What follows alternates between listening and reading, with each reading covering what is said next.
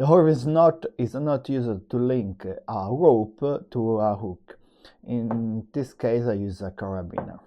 It is not won a prize for the simple not to connect a rope to a hook.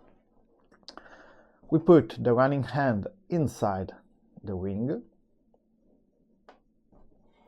We go around the standing part like this. We take a little bit of rope. Then we go inside this loop that we have made. We turn around. Here we take a little bit of rope and we go around this part at least 3 times.